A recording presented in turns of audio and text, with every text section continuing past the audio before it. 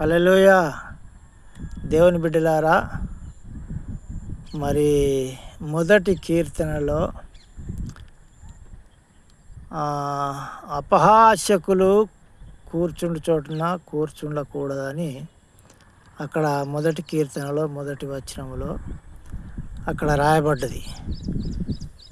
కాబట్టి చాలామందికి దేవుని నమ్మిన బిడ్డలైనా సరే, కానీ ఆ మొదటి నుండి అపహాస్యకులు కూర్చుండే చోట కూర్చుండి విని సంబరపడే గుణాలు కొంతమందికి ఉంటాయి. ఆ గుణాలు మాత్రం మార్చుకోరు. ఎందుకంటే మనం సృష్టికర్తను నమ్ముకున్నాం కాబట్టి కొంచెం దేవునికి భయపడాలి.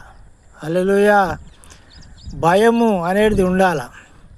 ఇది నా దేవుడు ఒప్పడు కదా, వాళ్ళతో సంబరపడకుండా వాళ్ళలాగా మాట్లాడుకుంటా లేకుంటే వినుకుంటా దాంట్లో మునిగి తేలినట్టు మనం ఉన్నట్టయితే ఖచ్చితంగా సాతానుడు ఎంటర్ అవుతాడు మనలోనికి.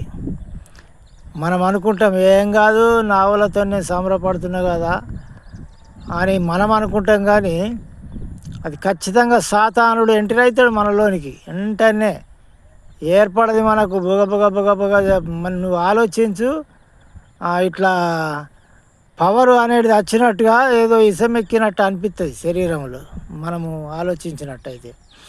ఎందుకంటే ఆత్మ వెళ్ళిపోయినట్టు ఏర్పడుతుంది. దేవుని ఆత్మ వెళ్ళిపోతుంది, సాతాను ఆత్మ వచ్చేస్తుంది.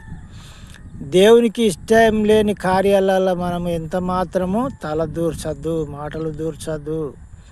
అక్కడికి వెళ్ళి అవసరమైతే లేచి రావాలా, ప్రభువా నన్ను క్షమించు అని లోపల అనుకోవాలి. నేను కూర్చున్నా కాబట్టి కూర్చున్నందుకు తప్పైంది, నన్ను క్షమించమని లోపల మనము దేవుణ్ణి తలంచుకోవాలి. మనము మాటలు మాత్రం దూర్చద్దు. అలా లేవటానికి టైం లేకపోతే మాటలు దూర్చకుండా వాళ్ళలాగా మాట్లాడుకుంటా సంబరపడకుండా మనం ఉండాలి. ఉన్నప్పుడు ఖచ్చితంగా దేవుడు కొంచెమన్నా నా బిడ్డకు భయం ఉన్నాయి, భయం అని దేవుడు అర్థం చేసుకుంటాడు. ఇక పూర్తిగా మొత్తం దేవుణ్ణి మర్చిపోయి వాళ్ళ మాటల్లో మునిగి తేలితే మాత్రము ఖచ్చితంగా సాతానుడు నీలో నాలో ఎంటర్ అవుతాడు. కాబట్టి దేవునికి భయపడి అలాంటిగా సందర్భం వచ్చినప్పుడు దానికి మనం భయపడి ఉండాలా, మాట్లాడకుండా ఉండాలా, వాళ్ళతోని నవ్వకుండా ఉండాలా, లేకుంటే అడికి లేచి రావాలా.